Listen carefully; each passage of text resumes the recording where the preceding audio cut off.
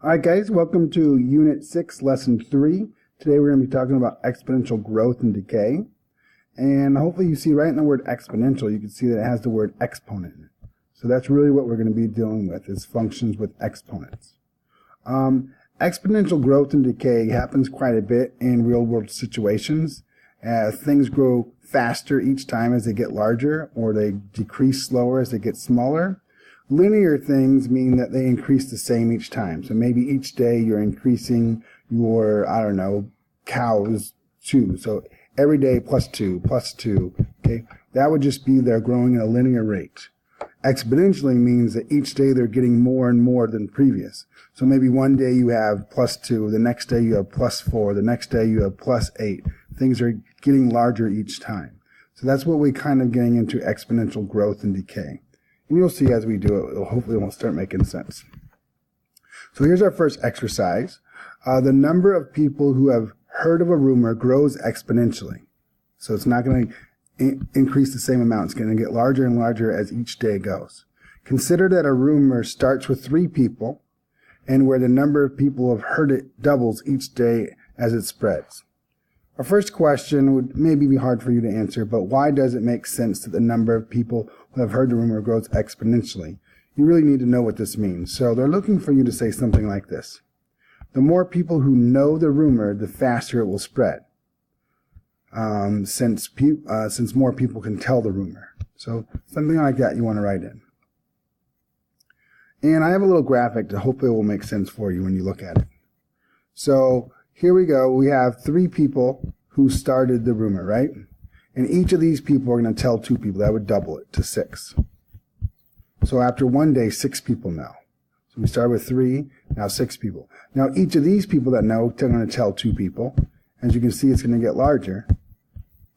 And that would be 6 times 2, and now we have 12.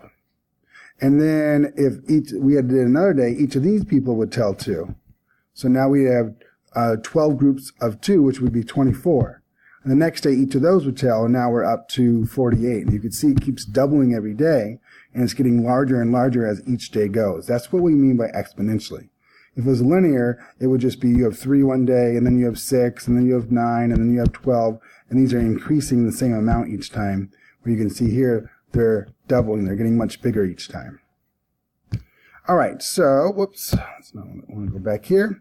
All right, so let's see if you guys can fill this in. I kind of already gave you some hints for that. Fill in the table for the number of people N who know the rumor after it spreads a certain number of days D. So D is the days, N is how many people know it. So go ahead and fill in that table now, please. And did you get something like this, hopefully? Like we said, it just doubles, so it goes from 3 to 6 to 12, 24, 48, 96, and it would keep going. All right. Okay, so now we need to come over here. All right, exercise 2, still dealing with the same problem. So we'd like to determine the number of people who know the rumor after 20 days. But to do that, we need to develop a formula to predict it, because we don't want to keep doubling it 20 times. It's very slow. So N is the number of people who know it, and D is the days. So to help you out, we made this little graphic that will help you. You can see what happens. So number of days when we start, 0, there's 3 people who know it. On day 1, it doubles and goes 3 times 2 and gets 6.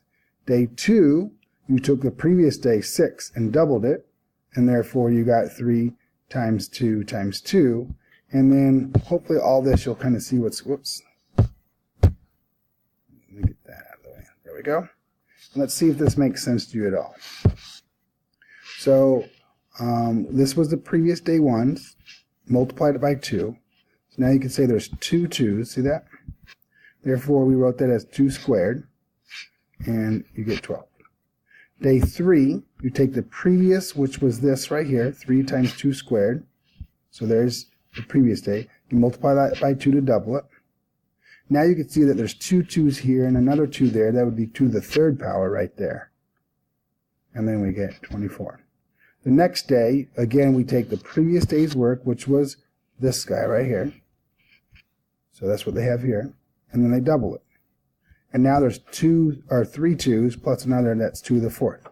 You can kind of see what's going on. And if you look in this pattern, you should be able to develop a formula or an equation for this. So I really want you to see if you could try to do this. This is pretty tough, but see if you could do it. What would be a formula or equation you could write for the number of people who know it based off the days? And look at this pattern, see if you could try that. So give that a try now, please.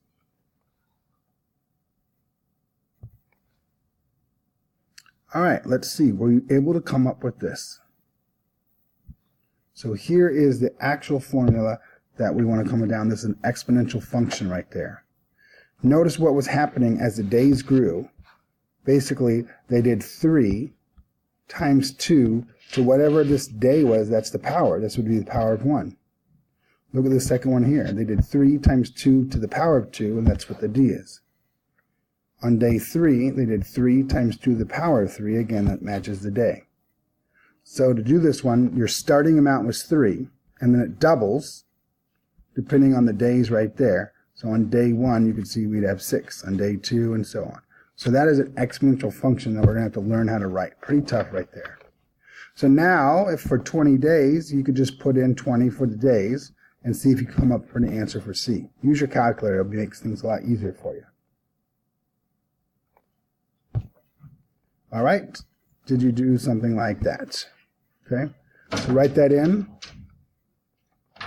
We put 20, put 20 in for the days. So you just had to do, and now use order of operation. You do 2 to the 20th power first, multiply that by 3, and you come up with this really large number right there.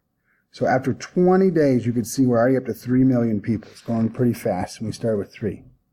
Less than a month. All right, now exponential growth can be very fast, assuming that our equation from B up here holds how many days will it take for the number of people knowing the rumor to be approximately 315 million people. So figure out how many days it would roughly be to get up to 350 million. See if you can do that now. All right, for this one, the easiest thing to do is really just try some numbers and see what happens. So we tried 25, we put it in, and we got this. So then we just kind of went up 1, and then tried that, and then 27 got up to like 400 million. But you can see there's nothing in between those you could try. So 27 days it would take to get approximately that many or more. 26 would be 2 less. So it's just kind of a guess and check, plugging numbers in. All right, let's keep moving on.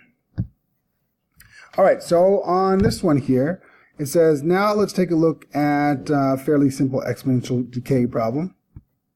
So Helmut, I guess he's from Finland, I guess that's what he's called, I don't know, is heading towards a lighthouse in a very particular way. He starts 160 feet from the lighthouse. On his first trip, he walks half the distance to the lighthouse. On the next trip, he'll walk half what's left. On each consecutive trip, he walks half the distance which is left. We are going to model the distance with D, and that Helmut's remaining for N trips. So remember, each trip he's going half the distance. So first, fill in the table. So could you fill in this table using the description above? So hit pause and try that now. All right, did you fill in the table like this? Remember, he's going half, so he started with 160. Then look, 0 trips. That's how far he has to go. After 1 trip, he went half the distance. He'd have 80 left. After 2 trips, he'd go half of 80 and 40, and you can see that we're going down by half each time. All right. Each entry in this table could be found by multiplying the previous by what number? Now, it's important to always think of multiplying since we're doing exponents, okay? So I know some of you guys might think, and I'll give you a hint, oh, we're dividing by 2 each time. Well, what's the same thing as dividing by 2? What are we multiplying by? So write that in there. Hopefully you got that. Should be fairly easy. I think I have it in here. Yes. So basically we're multiplying by half. So each time we are multiplying these by half. All right, here we go. Oh, maybe not. I apologize. I think it's just down here.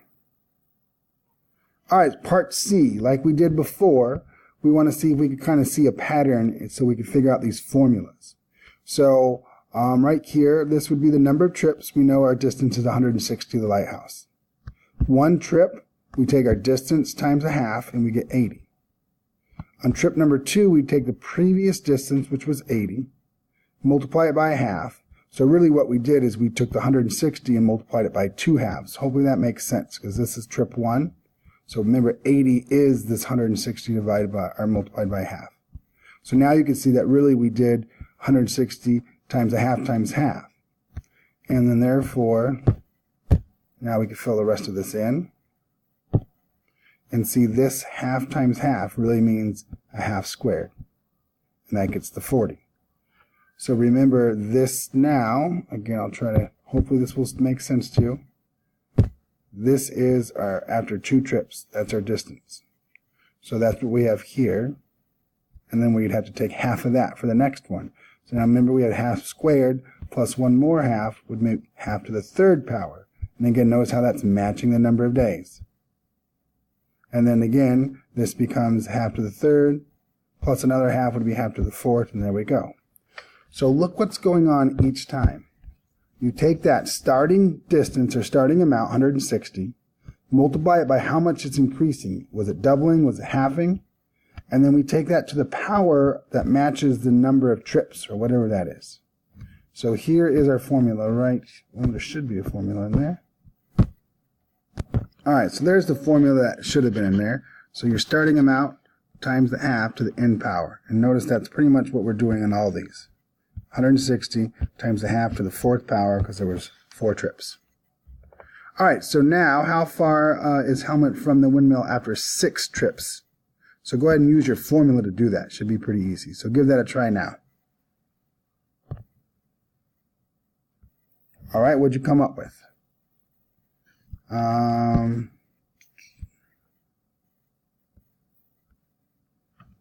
All right, sorry about that, guys. I kind of messed up these slides, but here we go.